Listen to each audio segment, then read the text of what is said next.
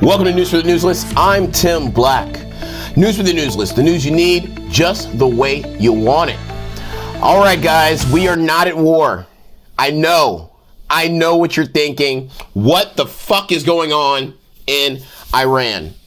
Why is the president waking up in the middle of the night and bombing people? Can he do that? Can he do that? Yes, he can.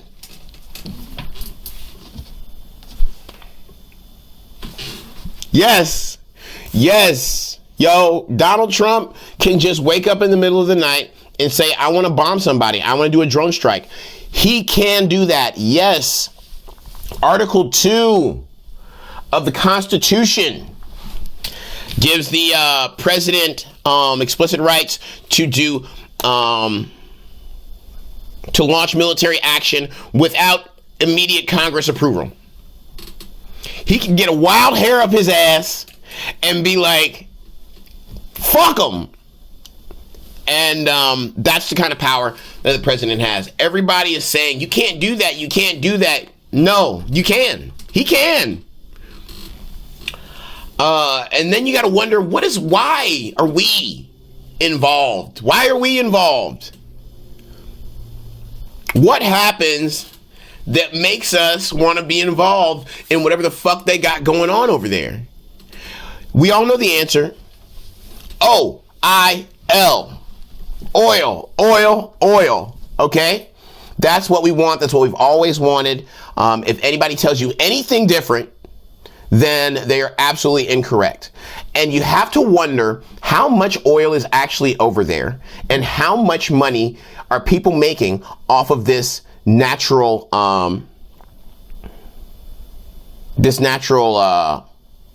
mineral, or I guess, what is it? I don't know. Natural resource that is coming out of the ground in Iran, in that Tehran area. It's pretty ridiculous when you do the research and you look into what happens in this situation. Certain countries have oil reserves, very high oil reserves. Iran, Iraq, Libya, Syria, anything that we've ever bombed, that's why we've done it. That's why we've done it. And we have to protect our interests. People who fuck with us. Israel, they fuck with us. If you are we like to deal with monarchs that are into the Western interest. That's why we're so close with Saudi Arabia. Oil. Now, if you're confused by the process of this and fossil fuels and all the things that come with that, essentially the goal, much like a plot line from a Marvel superhero movie, the goal is to be the person who runs the energy of the world. And if you can run the energy of the world, well, then you can pretty much run the world. If you have a monopoly on the energy that provides everybody light and transportation and technology, well, that's it. And no one wants to relinquish control of that. No one wants to have a conversation about that. No one wants to go through these things. Now, it all starts in 1953. Okay? 1953,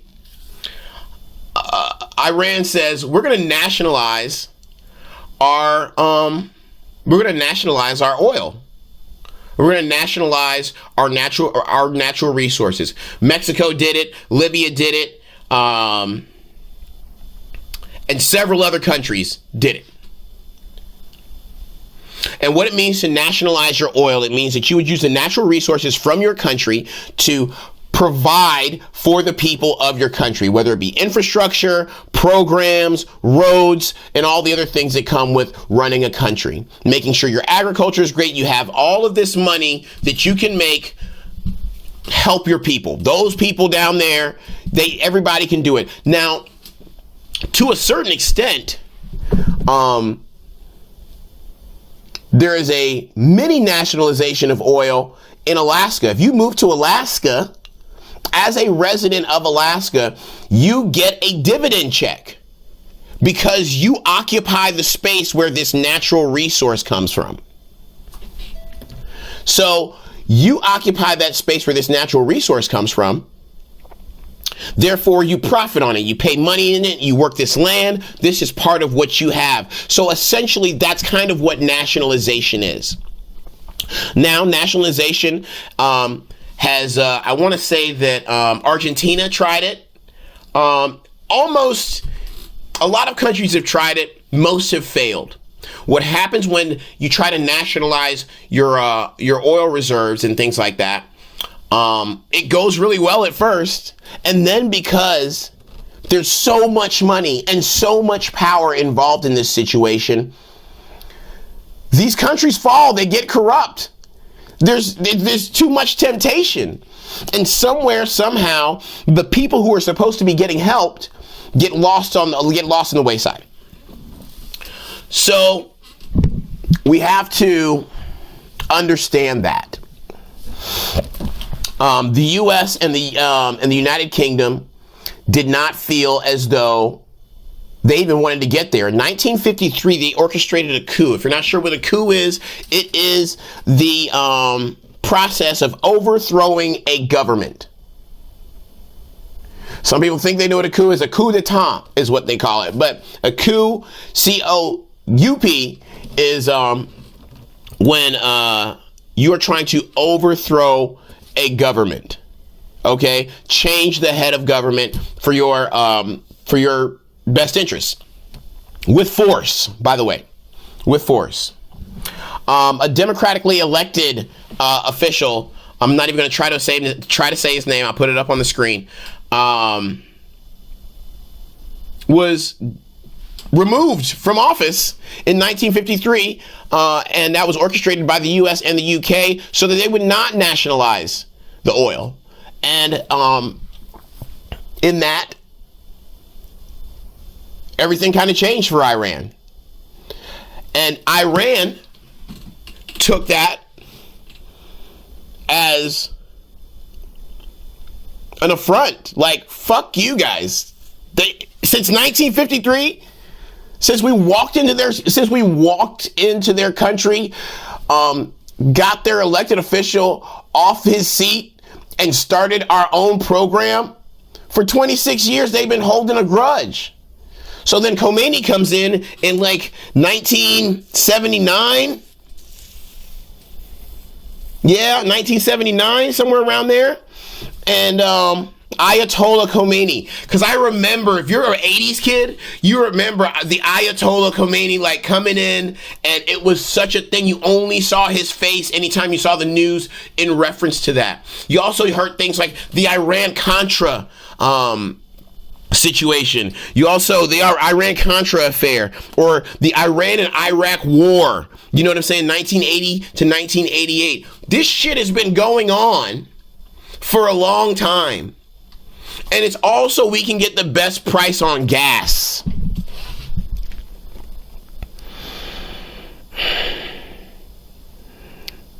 I'm not here to pick sides. I'm here to give you the information so that you can understand the scope of what's going on. People are saying that Donald Trump just dropped bombs on Iran and now we're going to war. That's not actually how it works. The reason he bombed those people is because he can. You see Donald Trump bombing Russia? You see Donald Trump walking around Russia asking them about their nuclear protocols? Do you see Donald Trump going to North Korea, asking them about their nuclear protocols, asking them to let the UN just walk around that motherfucker and see what they're doing? How's the uranium over here, fellas? How's the uranium over here, fellas? Is that, you see that? You don't see that. There's a reason you don't see that. Because those bigger countries don't play that shit. You can walk up in Iran and start bombing shit and then just be like, now's the time for peace. If that isn't the most backward ass, you bomb me and then tell me now's the time for peace? Now, Iran and Israel have never liked each other. Okay? Palestine, Hamas, Gaza, all of that is kind of funded, not even kind of, mostly funded by Iran. Okay? They are all Muslim. Iran being more of a Shia, and the Hamas being more of a Sunni Muslim. Two different sects or tribes, but they're all Muslim. Some more aggressive with their religious ideologies than others. So, to keep people on their toes, Iran just sends monies, missiles, and technology to Hamas, Gaza, Palestinian, and the other countries surrounding that, kind of to maintain instability, just because they're not as big and they're not as dominant as Israel. And Israel's dominant mainly because we're backing them. Now, this is going to be for another episode of News of the Newslist, or if you have any questions, I'd be happy to do some research and find out. Even though I'm sure that you also have Google and ChatGPT. The fuck? So, but no, that's for a completely different other episode. And I've tried to work out the Palestinian Israel feud, but it goes back. It has so much to do with land. It has so much to do with who was here first, and who was here based on holy divinity, who God put here essentially. And they believe, in short form, Iran and the Muslims believe that Israel took the land and is on holy land and has been violating that for years and years and years and years. And this has not stopped. And that difference in ideologies and religions has put them at odds for centuries. But all of this kind of immediately has been happening like early 1940s, 1920s. That's when we start to kind of really mobilize. 1930, 1940 is when they start to really mobilize and really start getting into it. And then, of course, there are peace treaties and other things. We get involved over and over again. Why? Because that's where the oil is. That's where the oil is. So we have to get involved. So that's happening. So when you're thinking about the Israel and Iran situation, Iran feels as though Israel just walked up on their shit and took it, and Israel feels as though God told them to walk up on their shit and take it. And both of them are using their religious ideologies as well as their hate for each other to constantly fuel this. In the Iran and Iraq war, we didn't want either side to win. That's why we kept getting involved. We didn't care. 1980 to 1988, they're just fighting. We're fueling each one, giving weapons to each one, because essentially we're hoping that flame will burn out and no one will have control of the oil, and we can all make money together. So when you think of that and you're like, why the fuck are we over there, man? I don't understand it, man. Giving away American dollars, man. Sending our sons and daughters, man. It's because of oil. It's because of oil. Recycle. I don't know. Get a hybrid. I don't know. Maybe you can solve the problem. But bottom line is, that's what's happening. So, in that respect, let's understand the country that we exist in. We are a capitalistic society. The reason that we are sending bombs to any place is for our economic gain. We have no stock in anything they're doing aside from how much money it can make us. And if you are not aware of that and you believe anything else, well then please send me information, comments, and links so that I can understand how you think. But I do know that I do live in a capitalistic society called the United States of America, and those are the rules. We like money, we need money, and we will do almost anything to maintain that power.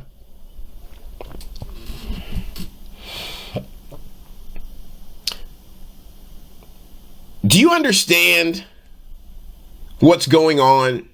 Like, this is hilarious. And I'm saying this to you, and I'm giving you these factual information so that you can look at things the next time you're voting. The next time you're voting, I want you to go back to this moment and think about the powers and the permissions that you are giving to these elected officials. We take it so lightly because we're not aware of what's happening in these other circles, in these other little pockets. We're not aware of what's going on realistically. We're not aware of what it takes to maintain freedom, security, trade agreements, exports, imports. We're not aware. You're on fucking TikTok. You're on Instagram. You're going to the grocery store and with all of the convenience in the world. You don't understand what's going on. You don't. The concept of missiles falling from the sky is not even in your fucking wheelhouse. Because certain things have been put in place that keep you safe.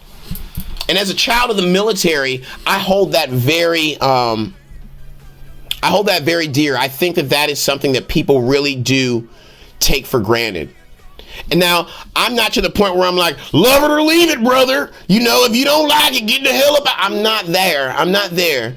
But I do think that we should take more stock into the casual nature and the luxury that is the American lifestyle. You might be struggling. You might be poor. You got an Instagram following. Some countries, they don't even let you have that. You got electricity. You have running water. You can go into another room and go take a shit. Right? So think about these things when you're hiring these elected officials. I'm going to give you a little information. So yes, the president has sole authority to launch nuclear weapons. Not just missiles. Not just missiles. Everybody is out here saying that we're at war. Okay, so the president needs Congress to declare war. He cannot just go to war with motherfuckers. People have to say stuff. And that, once again, is a money thing. We got to spend money. We got to get tanks. We got to mobilize people. You want to go occupy a country? Or you want to start a war? A for real war, back and forth type shit? You got to have Congress's permission. He cannot do that. Apparently, he can wake up in the middle of the night and call for a drone strike or a missile strike or whatever the fuck he wants. He can just do that. And he also has the right to just hit the fucking nuclear button. Yes, Donald Trump can just hit the nuclear button. I know it sounds ridiculous. Let me tell you how even more ridiculous it is. Now, mind you, of course, he can do this, but it has to be in line with the laws of war, which I haven't really looked up yet. I had to get this out. So the individual laws of war, I don't have in my head, but he needs the laws of war if he's going to hit the nuclear button. Which, did y'all know what a nuclear football is? The nuclear football, this is how crazy this shit is to me. The nuclear football is just a briefcase that some motherfucker walks around with next to Donald Trump. So that Donald Trump, the president of the United States, can hit the nuclear button at any point. If he's at McDonald's just hanging out and shit, he can just hit that shit. That's real. That's factual. That has been going on in our country for decades. That's a real thing. You see anybody coming to our facilities trying to walk around and see what kind of uranium we got? No, because everybody has their finger on this fucking button that could destroy the world. And you gave this button to the village idiot. This This has been News for the Newsless. I'm Tim Black. The news you need just the way you want it. Have a good day.